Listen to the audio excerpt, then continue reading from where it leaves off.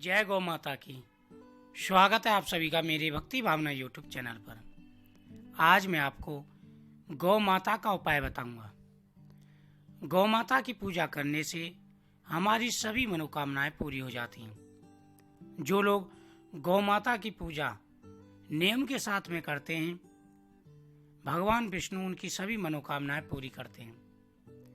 आज मैं आपको कुछ नियम बता रहा हूं। अगर गौ माता के ये नियम आप मानते हैं, प्रति वीरवार को गौ माता की पूजा करते हैं, तो आपको शीघ्र ही लाभ मिलेगा। गौ माता की पूजा करने से सारी मनोकामनाएं पूरी हो जाती हैं। जो लोग नियम से गौ माता की पूजा करते हैं, उनके घर में माता लक्ष्मी का स्थिर रूप से वास होता है। जो लोग नियम से गौ माता की पूजा करते हैं, उनसे भगवान विष्णु, माता लक्ष्मी दोनों प्रसन्न रहते हैं। प्रति वीरवार को आप गौ माता के लिए जो मैं सामान बता रहा हूँ, यह खिलाएं और गौ माता की पूजा करें। जीवन की बड़ी से बड़ी समस्या का निवारण हो जाएगा। आ रही कार्यों में जो भी बाधाएं हैं, वह दूर हो जाएंगी।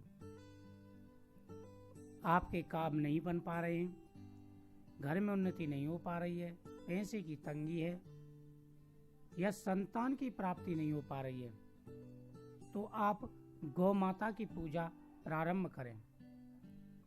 शास्त्रों के हिसाब से सभी देवताओं का वास गौ माता के अंदर है। गौ माता के गोबर में माता लक्ष्मी का वास माना जाता है। गौ माता के मूत्र में गंगा का वास माना जाता है।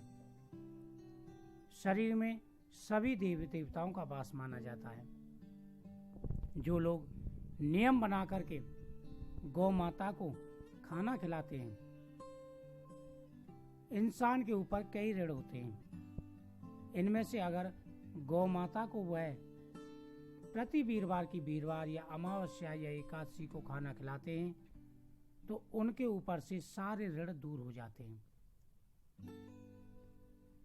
एक गौ माता की पूजा करने से ही सभी देवता और पितर प्रसन्न हो जाते हैं।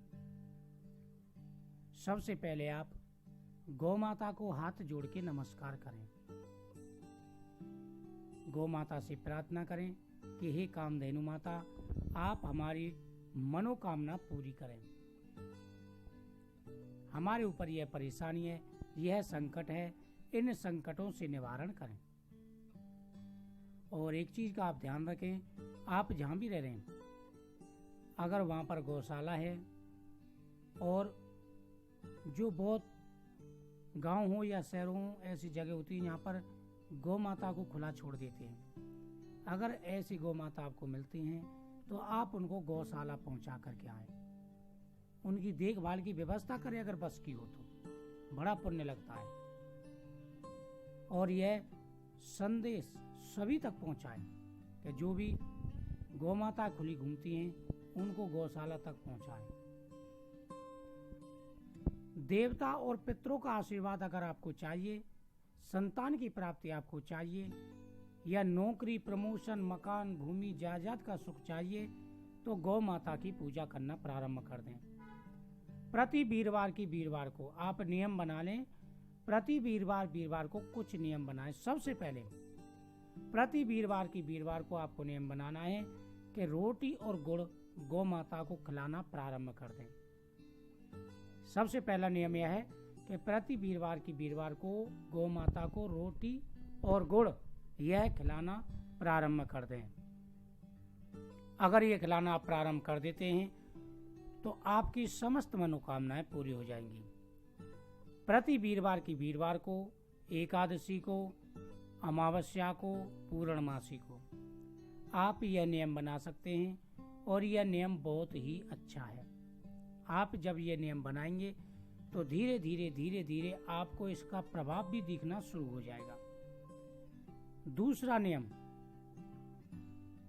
आप गौ माता को हरी घास खिलाएं। हरी घास आप पार्क से अपने हाथ से लेके आएं और उसकी गड्डियां बना लें। हल्की हल्की सी 5 गड्डियाँ कम से कम बनाएं और उनको धो करके प्रति वीरवार और बुधवार को आप गौ माता के लिए खिलाना प्रारंभ कर दें। आप हरी ध्रुवा अगर गौ माता को खिलाते हैं तो जीवन की सारी परेशानियां दूर हो जाती हैं। जो भी आपके मन में कामना है वह कामना पूरी हो जाती है। प्रति वीरवार को जब आप गौ माता को खाना खिलाने जाएं तो जहां पर गौ माता बैठी हो वहां पर एक रोली से स्वास्तिक चिन्ह बना दें उस दीवार पर, या गौशाला में कहीं भी बना दें अपने मनोकामना बोल करके। और ये आपको चुपके से बनाना है। आप चुपचाप रोली लेकर के जाएं एक डिब्बी में और गौशाला में कहीं भी खड़े होकर के एक स्वास्तिक चिन्ह बना दें शुद्ध जगह पर। गौ माता से स्वयं भगवान श्री कृष्ण प्रेम करते थे। भगवान कृष्ण को गोपालक भी कहा जाता था। गोपों के साथ में वह गौ माता को चराने जाते थे और हरी घास खिलाते थे। बहुत बड़ा बहुत बड़ा प्रभाव होता है। अगला नियम, प्रति बृहस्पतिवार को आप एक नियम बना लें। जब भी आप वीरवार की कथा करते या नहीं करते, अगर करते हो तब भी, ना करते हो तब भी, आटे के 2 लोई बनाएं। आटे की 2 लोई बना लें और उसके अंदर गुड़ और चने की दाल थोड़ी सी एक दिन पहले भिगो के रख दें और भीगी हुई चने की दाल आपको उसके अंदर रखनी है। थोड़ी सी उस पर हल्दी लगा दें। पहले वीरवार की पूजा कर ले, भगवान विष्णु की पूजा कर ले। उसके बाद में आप आटे का पेड़ा ले जा करके गौ माता को खिला दें और 7 परिक्रमा गौ माता की कर दें। 7 परिक्रमा गौ माता की आपको करनी है। हरी घास, आटे का पेड़ा, गुड़, रोटी, इनका नियम अगर आप गौ माता को खिलाने का बना लेते हैं तो समझ लीजिए सारी परेशानियों का निवारण हो गया। संतान की प्राप्ति नहीं हो पा रही है तो गौ माता को आटे का पेड़ा खिलाते समय अपनी मनोकामना बोले और गौ माता की 7 परिक्रमा करें। हर परेशानी दूर हो जाएगी। अगर आपके हाथ में यश नहीं है, तरक्की नहीं हो पा रही है, तो हाथ में रख करके आटे का पेड़ा और गुड़ गौ माता को की जिब्या जो अपने हथेली पर फैलवाएं। यानी इस प्रकार से आटे का पेड़ा गुड़ खिलाएं कि गौ माता की जिब्या आपके हाथों को स्पर्श कर रहे, आपके यश शुरू हो जाएंगे। मंगलवार को थोड़े से चने और गुड़ गौ माता को खिलाने से कर्ज से दूर मुक्ति मिलती है और हर परेशानियां दूर हो जाती हैं। तो ये छोटे छोटे से नियम आप बनाना शुरू कर दें और फिर देखें, पूरे 1 साल के लिए बनाएं। 1 साल लगातार यह नियम बनाने और फिर देखना घर स्वर्ग बन जाएगा आपका।